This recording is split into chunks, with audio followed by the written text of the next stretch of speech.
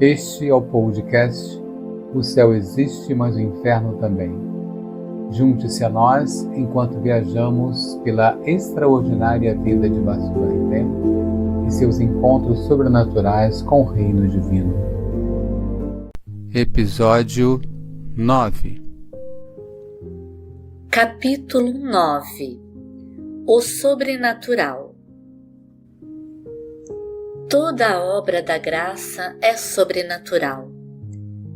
Todas estas experiências sobrenaturais e místicas que aconteceram comigo podem ser atribuídas a Deus.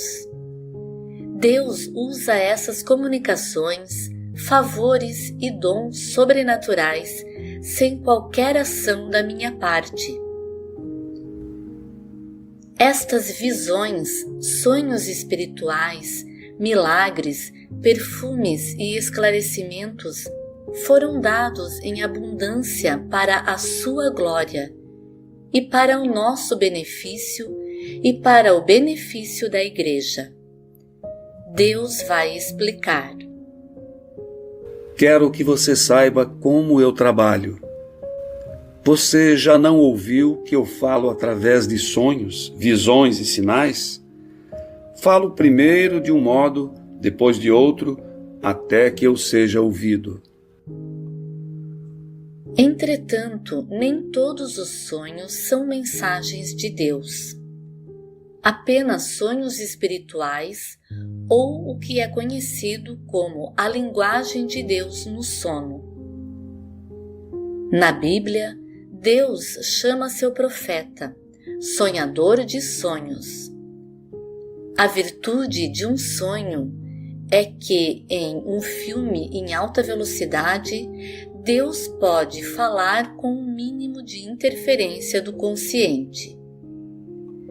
Em meu caso, eu tinha muitos sonhos espirituais que às vezes chamo de visões.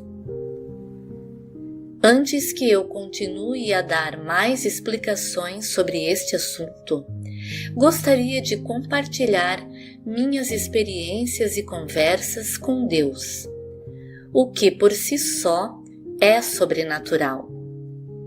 Compartilharei meus medos, minhas hesitações e minha fraqueza, e como justamente através deles, Deus mostra sua mão poderosa e seu grande amor. Um dia em setembro de 1987, o ano em que me mudei para a Suíça, eu estava ficando frustrada por ainda não ter tido oportunidade de transmitir e compartilhar as mensagens de Deus. Ele estava como que me pressionando para falar sobre elas e ainda assim, em sua sabedoria absoluta, não estava me dando uma porta aberta, porque ele tinha seu próprio tempo. Perdi a paciência e disse a Jesus: Você está me pedindo para tornar sua mensagem conhecida, mas eu não estou fazendo muita coisa. Por enquanto estou apenas tirando cópias e dando-as a alguns parentes e amigos que as querem ler. Jesus respondeu calmamente: Você fará muito mais do que tirar cópias. Durante vários dias continuei a pedir a Deus que me desse as razões para Ele ter me escolhido, uma pecadora profissional, pedindo a Ele que, em vez de me escolher, escolhesse uma freira santa e desse a ela essas mensagens. Ele ouviu pacientemente, permitindo que eu falasse sem parar. Então simplesmente disse: Não. Eu quero você. Você é o protótipo de sua geração. Eu sabia que isso não era exatamente um elogio. Será que eu estava realmente retratando o que nos tornamos nos dias de hoje? Eu não estava pronta para experiências mais elevadas. Deus, no entanto, estava fazendo muito pela minha alma, elevando meu pensamento para experimentar os níveis mais elevados do céu e da glória que o cerca. Ele disse: Venha e se apoie em mim. Ainda não chegou a hora. Enquanto isso, esteja atenta e fique acordada. Há o risco de se desviar quando a mente não permanece vigilante. Deus queria me lembrar do passado, de modo que eu pudesse entender claramente a diferença. Ele explicou isso da seguinte forma: Fiquei contente que, embora parecesse que você havia me esquecido, você ouviu minha voz. Eu queria que você me amasse. Eu queria que você entendesse o quanto eu a amo. Saiba que eu, Deus, sempre alcanço meus objetivos. Suas palavras me consolaram e me senti aliviada. Ele continuou e disse: Quando apareci pela primeira vez a você, segurei-a para que você levantasse a cabeça e olhasse para aquele que estava à sua frente. Quando você levantou a cabeça, olhei em seus olhos e vi como se sentia não amada. Isto é, não amada por Deus. Muitos ainda acreditam que, por causa da nossa pecaminosidade e nossa miséria, o amor de Deus diminui. Sim, eu nunca soube ou compreendi que Deus pudesse amar alguém como eu, que nunca rezava ou praticava a sua fé.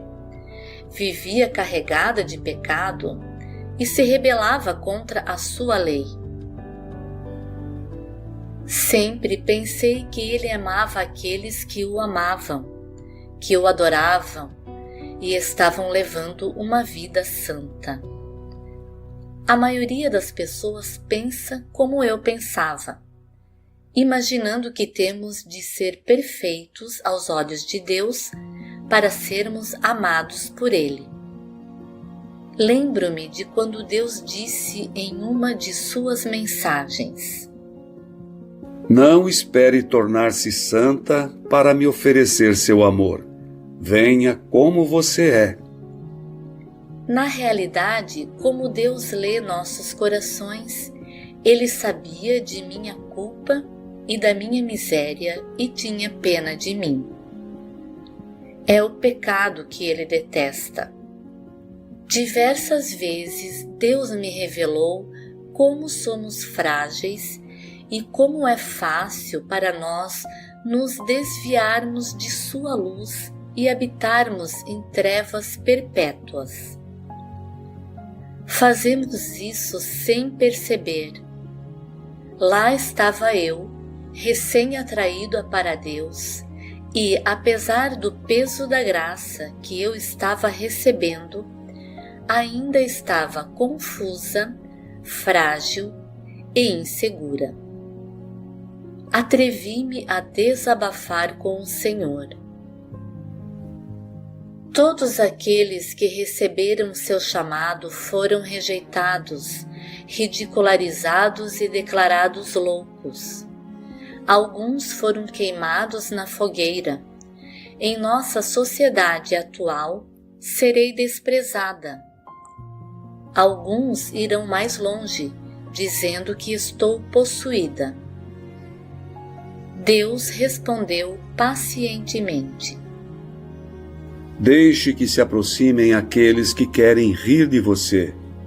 Mal sabem como serão graves suas acusações, porque estarão rindo de minhas palavras.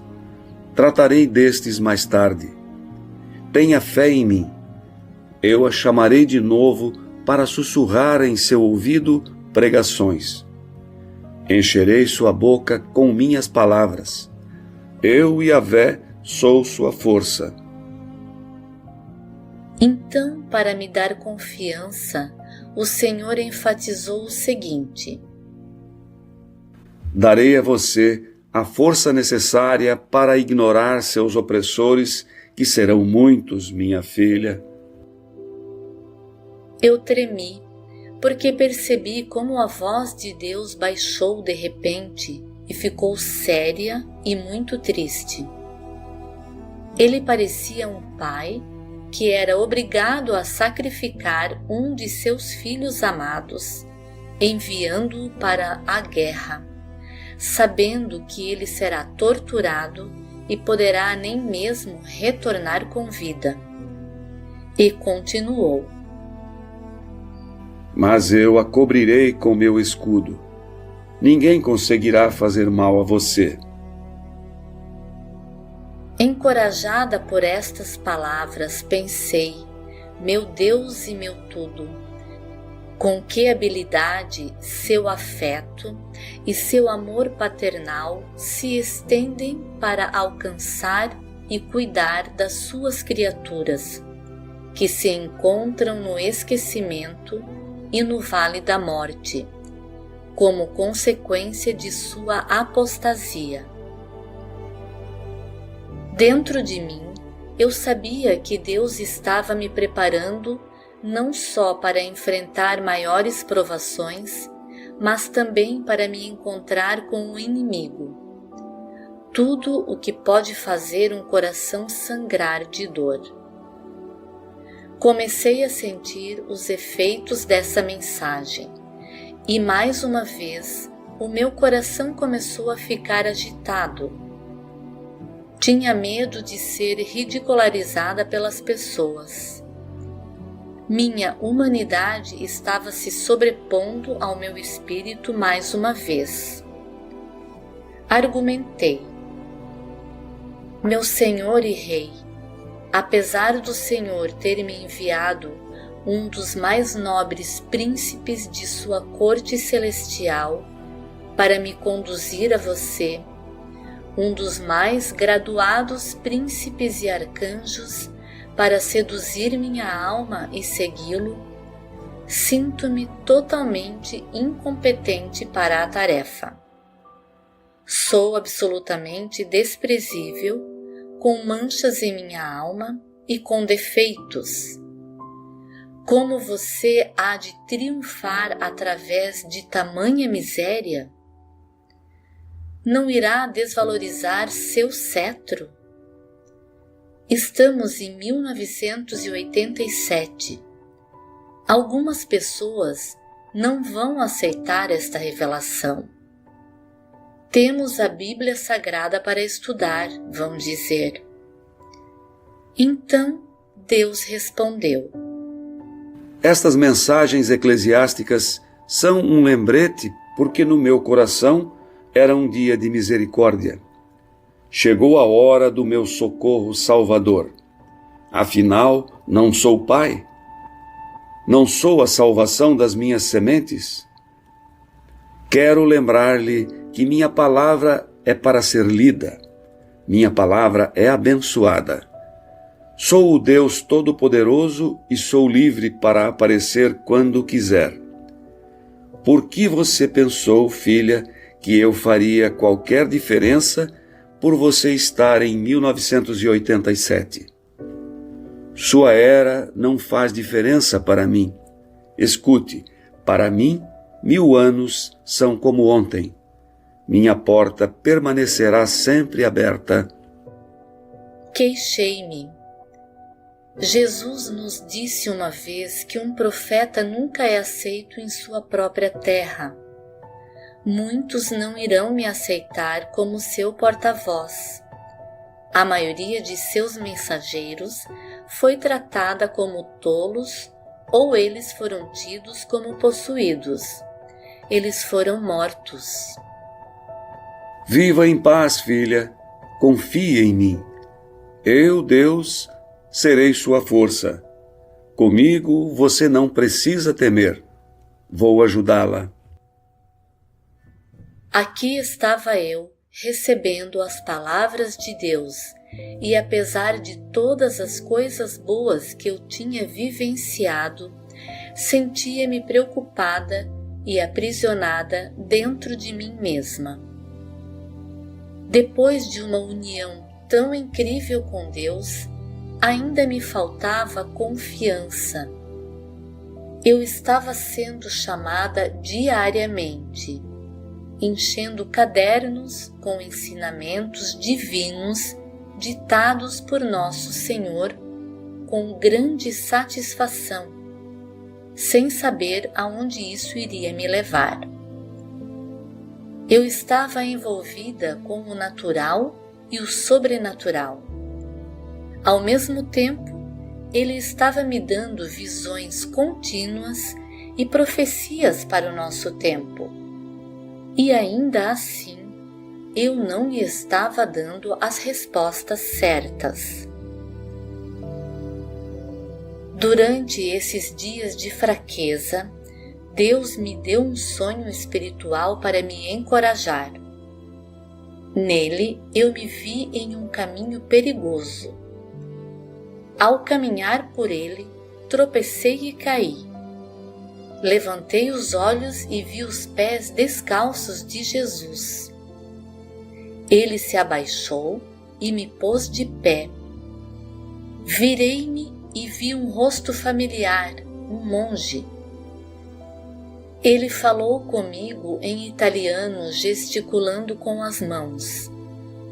Embora eu nunca tivesse estado com ele antes e só o conhecesse por sua reputação, reconheci que o monge era Santo Padre Pio, que viveu na Itália nos anos 1900 e tinha os estigmas, as chagas de Cristo nas mãos e nos pés. Padre Pio me fez entender que eu não deveria desistir de seguir o caminho que Deus havia designado para mim, e ele parecia muito aborrecido que eu tivesse tais dúvidas. Perto dele, mas mais perto de mim, vi São Francisco de Assis e ao lado dele uma escada muito alta que conduzia ao céu. Quando olhei para cima, vi muito acima de mim, no topo da escada, as silhuetas de muitos santos acenando para eu subir.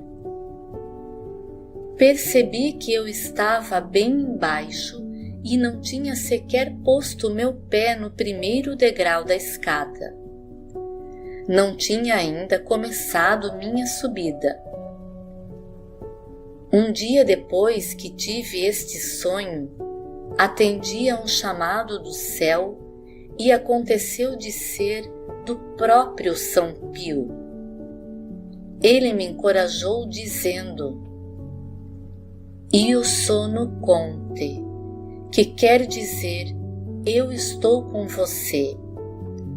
Fiquei surpresa.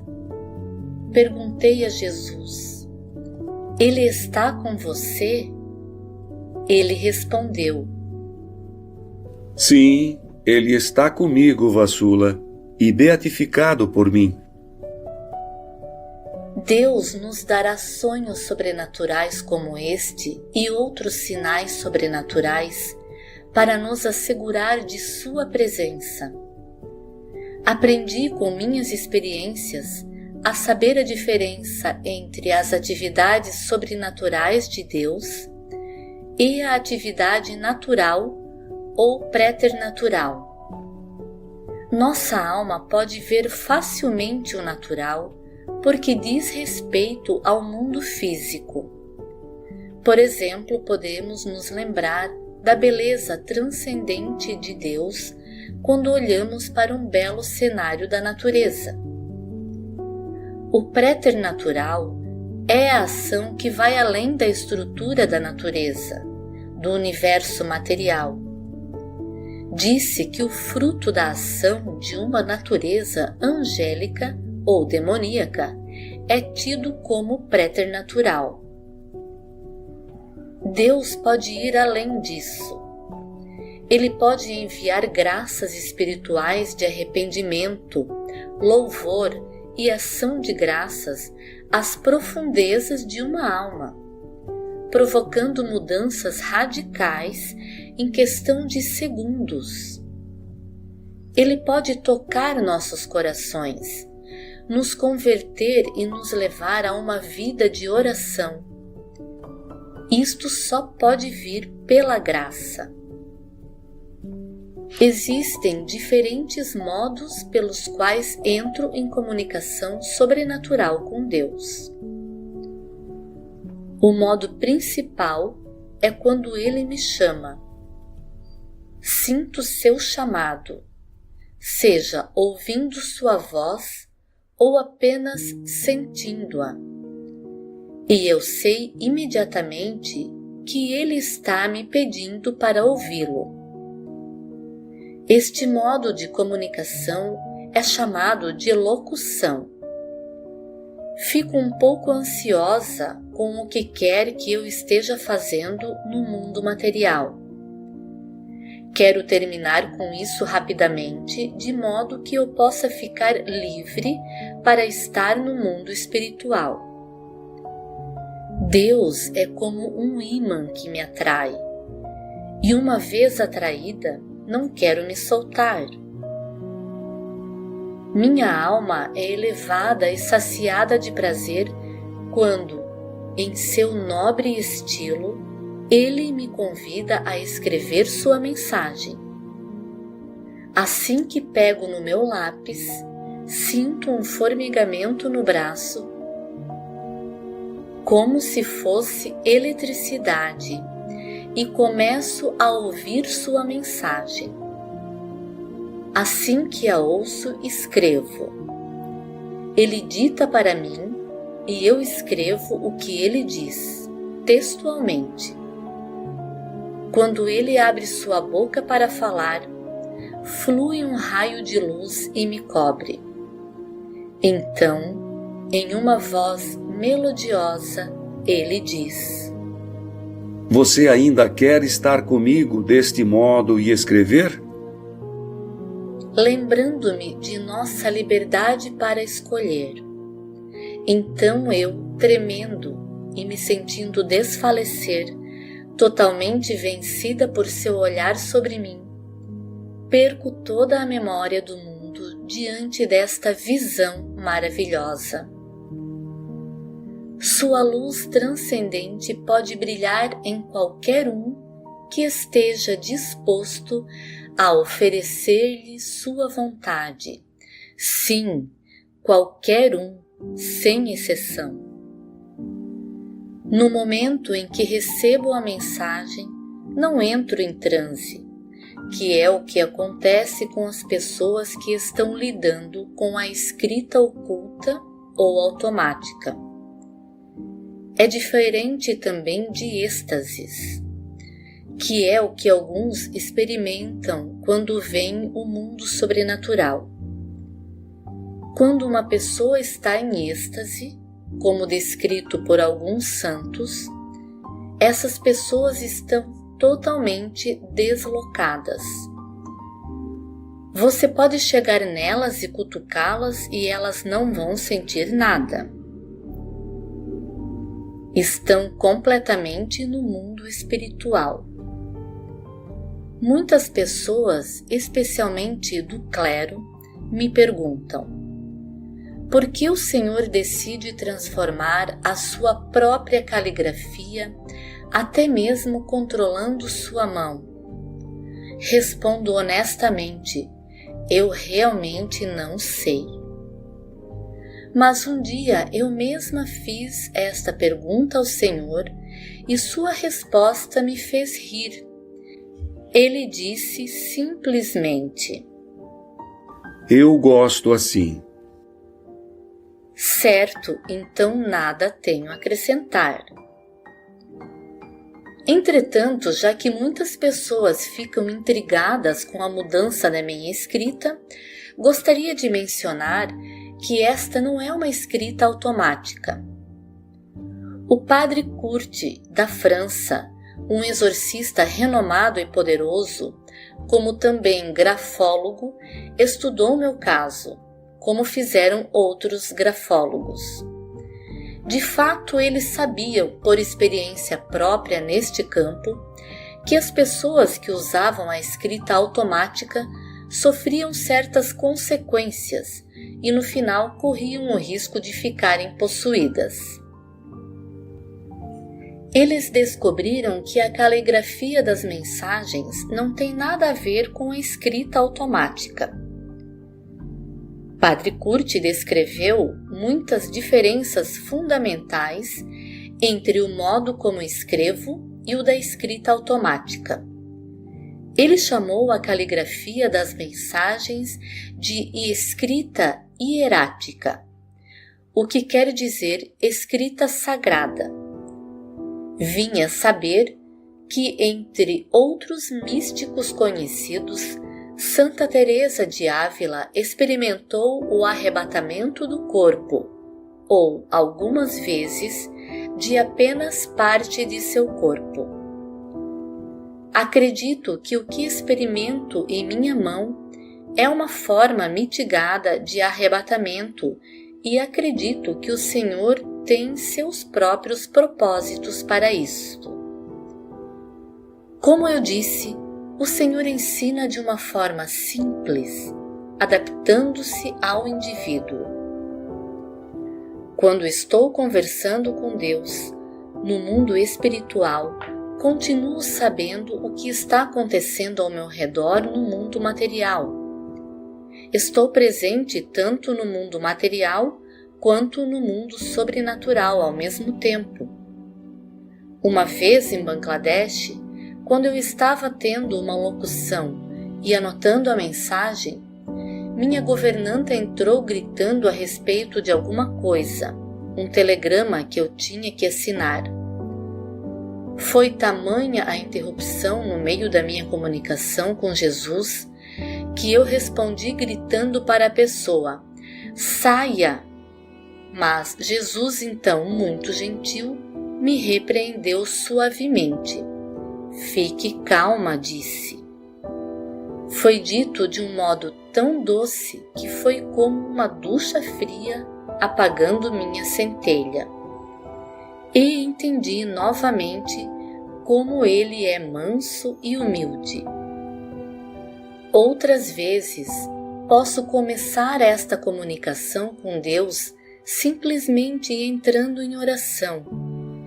Eu começo a rezar como qualquer um faz e anoto meus pensamentos para Ele.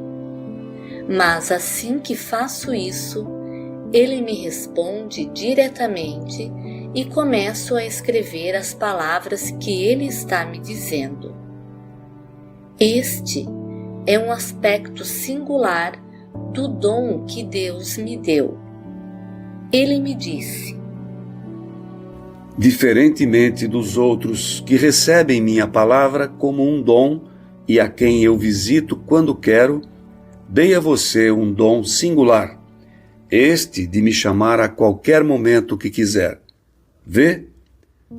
Dei a você este privilégio especial proporcional à tarefa que confiei a você e na proporção do meu fardo sobre você. Vê como calculei tudo quando planejei isto? Não que você fosse qualificada por si mesmo para esta mais nobre tarefa de fazer reviver e unir minha casa. Todas as suas qualidades vêm de minha generosidade, elas vêm de mim. Fiz de você o vaso que transporta este imenso tesouro, um vaso frágil, mas é claro que um poder tão irresistível assim não vem de você, mas de mim, seu Deus. Independentemente de quanto dure um desses encontros, ele sempre chega ao fim, e quando termina, é um anticlímax, eu diria mesmo que é doloroso. Imagine estar em uma corte brilhante, esplêndida e majestosa e abruptamente ser puxada para baixo para a fuligem e a escuridão. Quando isso acontece, olho ao redor e, como Deus disse uma vez, ainda transpirando o orvalho celestial, vejo o mundo físico com uma consciência aguçada e como as coisas são triviais. Coisas que eu considerava importantes e significativas na Terra não são nada comparadas com o esplendor de Deus. Certa vez eu estava com uma grande amiga e Deus me chamou. Ele elevou minha alma à sua corte celestial enquanto me transmitia uma mensagem. Quando a mensagem foi concluída, minha amiga se aproximou e me deu um abraço. Apesar de sermos amigas íntimas, achei o contato com ela insuportável naquele momento, como sempre acontece em ocasiões como essa. Seu abraço não me machucou pelo lado de fora, mas dentro da minha alma tive uma sensação dolorosa de desconforto. Algumas pessoas me perguntam como é que eu sei quem está falando comigo quando estou recebendo as mensagens. Não tenho dificuldade em saber se é o Pai, Jesus Cristo, a Virgem Maria ou um anjo se comunicando comigo, porque me é dada uma luz de entendimento e conhecimento no meu intelecto. Deus se adapta a nós de uma maneira muito delicada. As revelações que Deus me deu são simples, quase humanas, por assim dizer. É assim para que elas não nos choquem. Deus se manifesta através das visões, tomando a forma de um homem. Isso ocorre para evitar que eu tenha medo dele quando ele se aproxima e para garantir que o divino e o humano, o sobrenatural e o natural, estejam interligados. Jesus disse o seguinte em uma mensagem: Desejo que você saiba que eu, de fato, me aproximo de um modo sobrenatural ao dar minhas mensagens. Não se esqueça de que eu sou Deus de misericórdia e que, apesar de sua miséria e da indiferença que tinha para comigo, eu a amo. Dê-lhe este carisma para que aprenda diretamente de meus lábios. Vassula, é bom descansar em seu coração. Alguém certa vez alegou que não havia nada de sobrenatural nas minhas experiências e que elas deveriam ser apenas minhas meditações particulares. Eu disse a essa pessoa: o que você considera como prova de que alguma coisa é sobrenatural? Não obtive nenhuma resposta. Entretanto, eu sabia a resposta.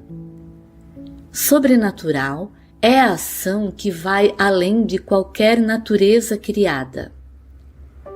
Esta forma de atividade pertence apenas a Deus. O sobrenatural é a conversão espontânea do coração que leva ao arrependimento. É quando o Espírito Santo nos toca o coração e nos leva a uma vida de oração. É quando entregamos toda a nossa vida a Cristo.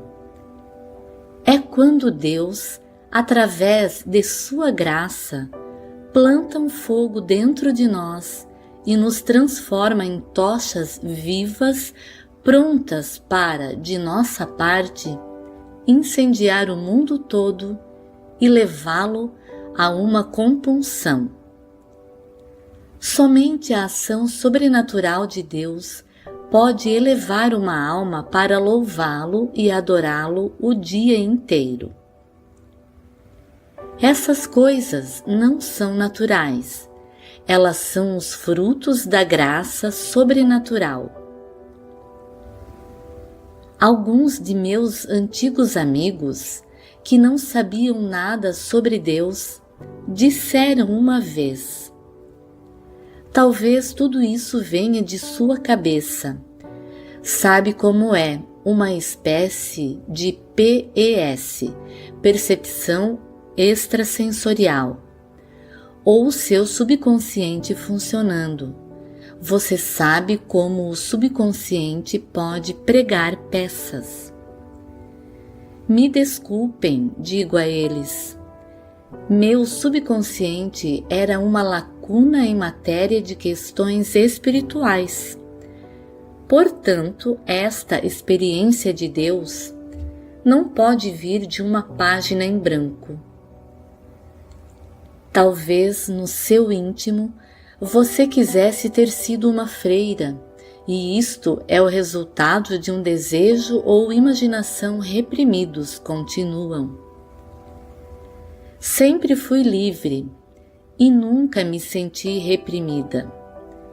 E como você explica o conhecimento de questões espirituais em alguém como eu que nunca havia recebido uma hora de catecismo? Isto vem da minha imaginação? Além disso, e quanto às conversões de tantas pessoas que foram expostas a estas mensagens, isto é também causado pela minha imaginação? Alguns clérigos chegaram à conclusão de que todos estes acontecimentos misteriosos não eram minha imaginação nem encontros com Deus, mas, em vez disso, truques do demônio, como havia pensado meu velho amigo Padre Jim. Mas a esses críticos eu digo: então Satanás se converteu? Porque estes encontros me converteram para amar e servir a Deus e fizeram o mesmo com tantos outros. Nunca tive a intenção de mudar minha vida antes que isso começasse. Será que Satanás gostaria que eu e milhares de outras pessoas nos convertêssemos a Deus assim? Quem, senão Deus, poderia ter me transformado e a tantos outros? Quem, além de Deus, poderia ter curado os doentes e expulsado os demônios? Quem mais poderia ter nos chamado, nos amado, nos alertado? Felizmente, enquanto alguns líderes religiosos duvidam das mensagens, muitos outros as abraçam. Outros ainda adotam a atitude de esperar para ver. Não há método científico para distinguir entre o que é natural e o que é sobrenatural. O que é considerado de Deus em oposição ao que não é de Deus. As autoridades da Igreja normalmente não tomam uma posição a respeito de revelações pessoais como as minhas, enquanto a pessoa que as está recebendo estiver viva. Assim, como não podemos avaliar um livro com base em algumas citações dadas fora de contexto, a Igreja também espera até que a totalidade da obra da pessoa esteja concluída.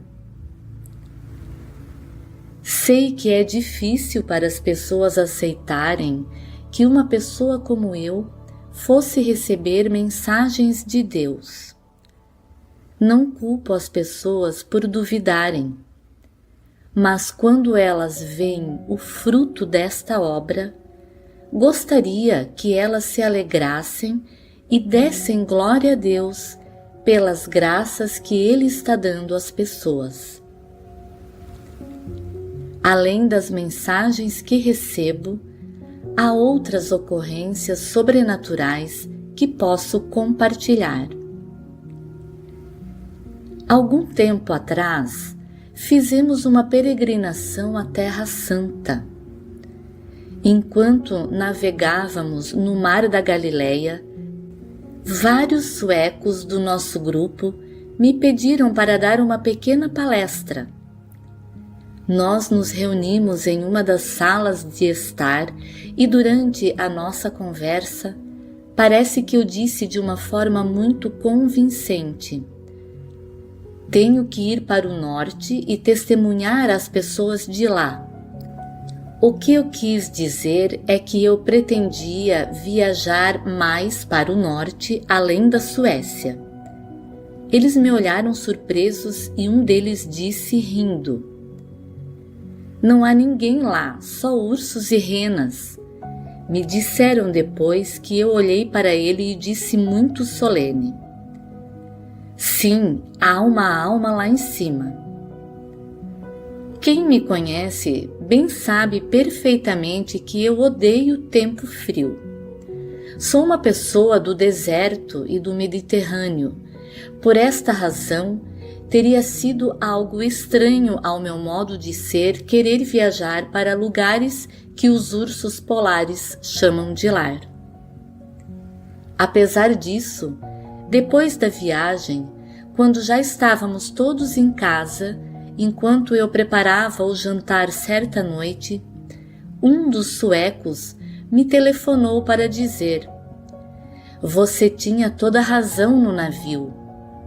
Há uma pessoa lá em cima, na Lapônia, que ligou convidando-a a dar seu testemunho. Fiquei absolutamente perplexa. Do que é que você está falando? Tanto quanto pude me lembrar, nunca mencionei Lapônia nem nada que tivesse a ver com sua paisagem congelada. Ouvindo minha incredulidade, a pessoa que ligou insistiu relatando tudo o que tinha sido dito durante a nossa pequena palestra no Mar da Galileia. Dei um suspiro de conformidade e coloquei o fone no gancho. Eu sabia muito bem quem estava por trás disso. Que assim seja, não era nada demais para Deus me enviar aonde os ursos e renas vivem. Era óbvio que Deus tinha providenciado isso desse jeito para que acontecesse, já que Ele não podia contar que, de bom grado, eu pegasse minhas botas e parca para tomar o rumo do Polo Norte. Ele pôs as palavras na minha boca e meus amigos me fizeram cumpri-las. Deus tem um grande senso de humor sagrado e nos conhece bem. Nesses momentos, eu sei que não adianta discutir, então me resignei e esperei pelo convite da Lapônia. Veio logo depois, e lá fui eu me encontrar com nossos irmãos e irmãs lapões. Na chegada, acompanhada de uma amiga, olhamos ao redor para ver quem teria vindo ao nosso encontro e vimos uma senhora gordinha e alegre que vinha correndo pelo salão de desembarque para nos dar as boas-vindas. Fomos de carro direto para o nosso hotel almoçar com um reverendo de Estocolmo e um amigo dele. O restaurante estava vazio, o que me fez pensar onde estariam as pessoas da cidade e quantas estariam no local para a reunião de testemunho. O reverendo e seu amigo ainda estavam tomando café quando fui chamada para ir para o salão de reunião. Quando finalmente saíram do restaurante, estavam atrasados, então precisavam andar depressa para chegar ao salão. Ao caminharem às pressas pela rua vazia, viram um senhor de idade caminhando na direção deles. Foi como se ele topasse de repente com eles. Reconhecendo que não eram da cidade, dirigiu-lhes a palavra ao passar por eles. Companheiros, de onde vocês são? De Estocolmo. Mas por que vocês estão com essa pressa toda, meus amigos? Insistiu o velhinho. Estamos com pressa para irmos ouvir um profeta. Um profeta em nossa cidade? O velhinho não podia acreditar. Ele ficou absolutamente pasmado. Sim, estamos atrasados. O senhor quer vir também? Toda a minha vida acreditei que os profetas só fossem encontrados na Bíblia. Vocês estão me dizendo que eles ainda estão por aí? E na minha própria cidade? O senhor quer vir ou não? Ambos gritaram, já sem paciência com ele. Sim, estou indo. Cerca de 100 pessoas se reuniram no salão e ouviram atentamente o meu testemunho. Muitas foram tocadas no íntimo do coração. Os sulistas muitas vezes consideram os povos nórdicos bastante frios e sem expressão. Então foi uma alegre surpresa ver tantas pessoas com lágrimas escorrendo pelo rosto, mostrando como as mensagens tinham mexido com elas.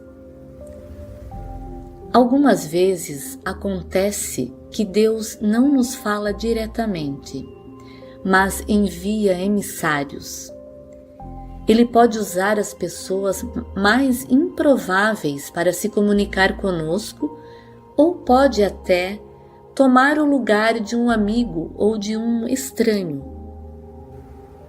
Ele pode enviar um anjo que assume a forma humana para transmitir sua mensagem.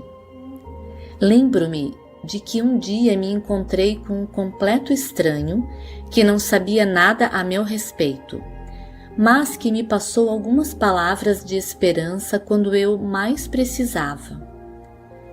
O médico que estava me tratando havia dito para eu ficar de cama por 3 meses, porque eu tinha hérnia de disco na coluna.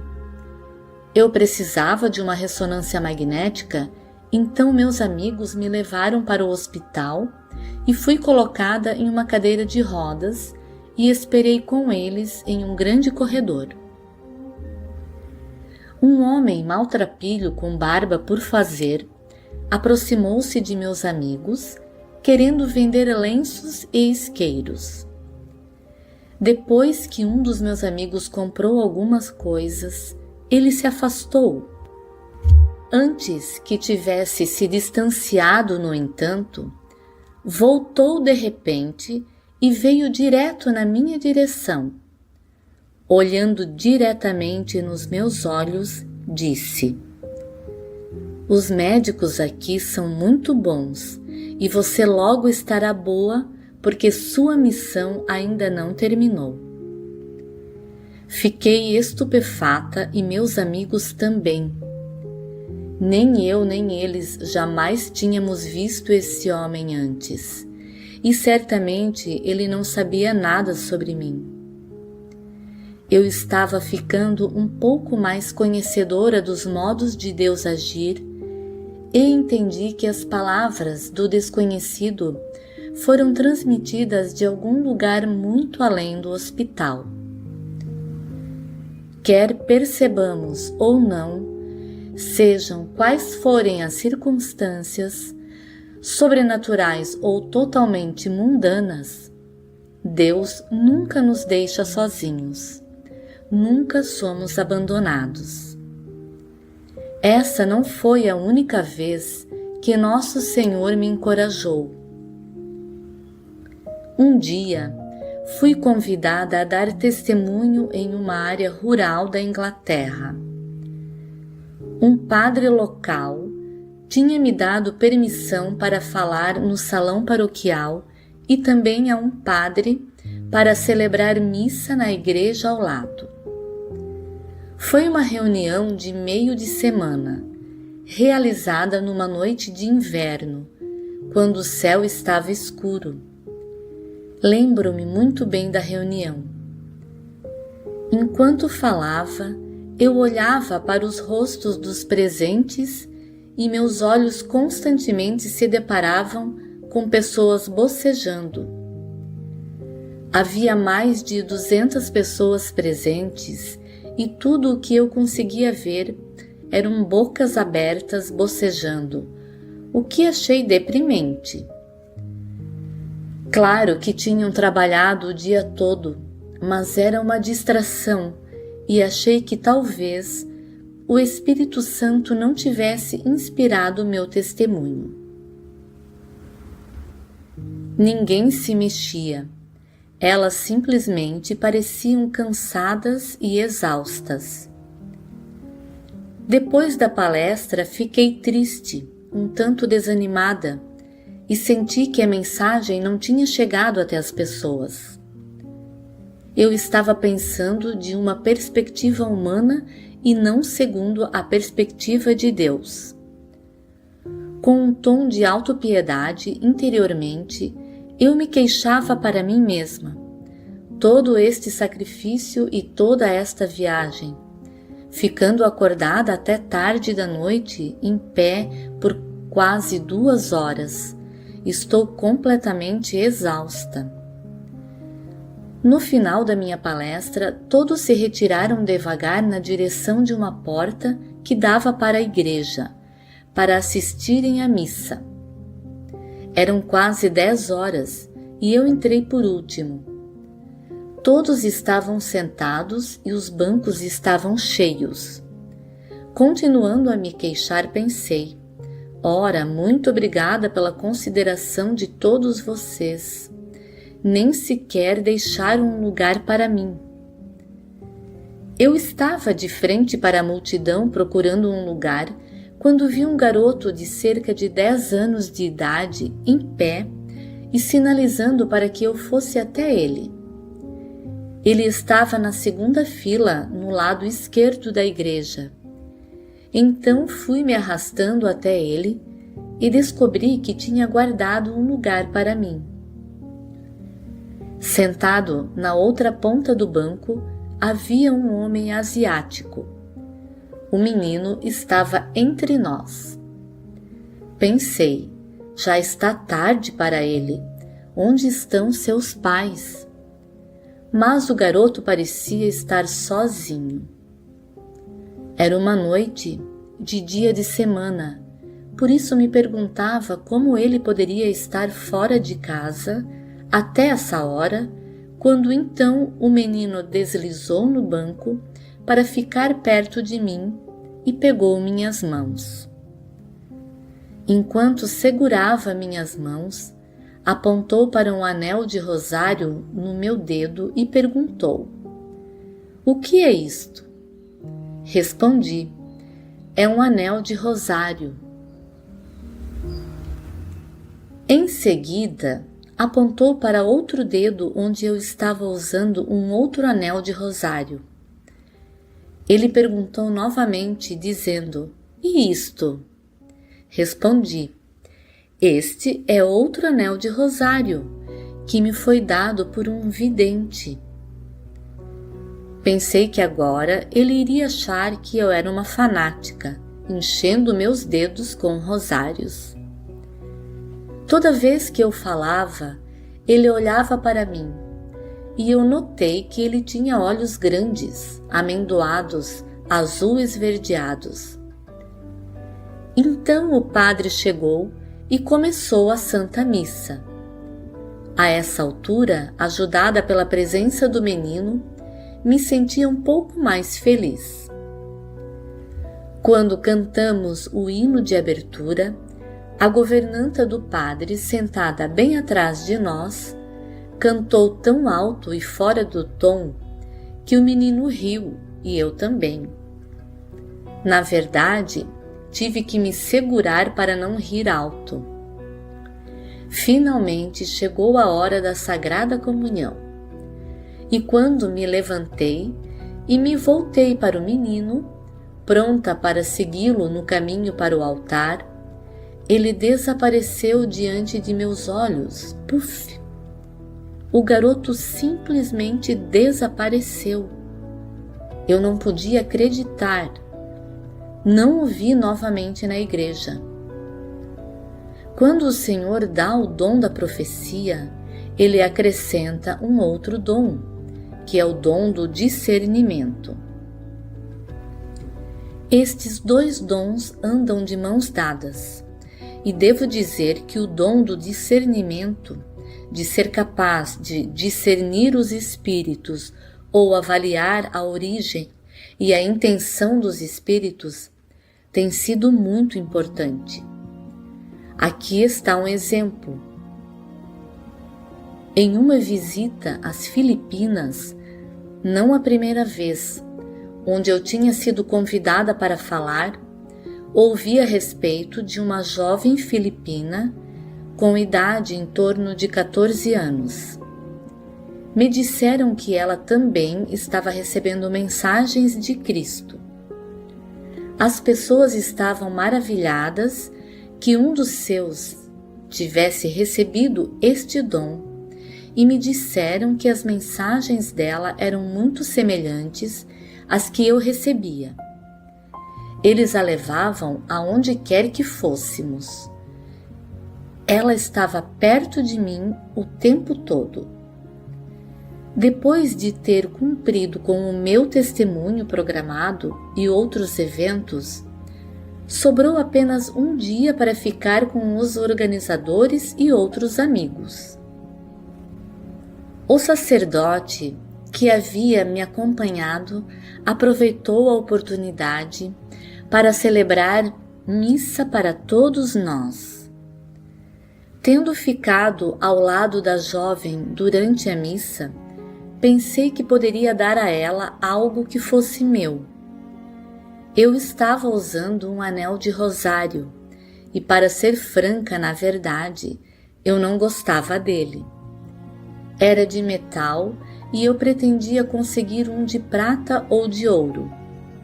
Estava também muito apertado no meu dedo e, como ela era menor, pensei que talvez eu pudesse dar o anel para ela. Tentei retirá-lo do meu dedo, mas não se movia. Decidi que mais tarde, durante a pausa para o almoço, eu iria ao toalete e passaria sabão no dedo para poder retirar o anel. A missa terminou e a garota nos acompanhou ao restaurante. Estávamos todos sentados quando me lembrei do anel. Pus minhas mãos em cima da mesa para me levantar e vi que o anel tinha sumido. Ele tinha desaparecido do meu dedo. Não poderia ter escorregado porque estava muito apertado. Engoli em seco e o sacerdote, percebendo minha perplexidade, me perguntou qual era o problema. Contei a ele o que tinha acontecido. Ele calmamente disse: a Virgem Maria não queria dar esse anel para a pessoa que você pretendia dar. Ela o levou embora. Isto despertou imediatamente minha suspeita e eu pedi para ver as mensagens da jovem para verificar a sua validade. Lendo-as, vi que ela estava copiando as mensagens que eu estava recebendo. Até mesmo seu anjo tinha o mesmo nome do meu anjo. Então era isso. Contei a história para os meus amigos filipinos, que ficaram chocados. Mais tarde, depois que deixei as Filipinas, descobri que essa garota era uma impostora e, por fim, ninguém mais a seguiu. Ela foi desmascarada. Entendi como Deus havia me protegido de ser enganada. Às vezes eu costumava pensar, gostaria que ele pudesse levantar o véu um pouco o véu que Jesus uma vez disse que tinha colocado em mim quando Ele estava comigo. Eu gostaria de ver o que está por trás do véu. Mas a sabedoria de Deus é infinita e Ele sabe o que está fazendo. Deus sabia o tempo todo que se Ele fosse levantar o véu completamente, eu certamente morreria. Meu corpo todo, minha mente e tudo mais entrariam em colapso. Um dia, Ele levantou o véu um pouquinho. Foi uma das experiências místicas mais impressionantes da minha vida e não poderia nunca esquecer. O que aconteceu foi imerecidamente glorioso. Você acabou de ouvir o podcast O Céu Existe, mas o Inferno Também. Junte-se a nós amanhã para um novo episódio.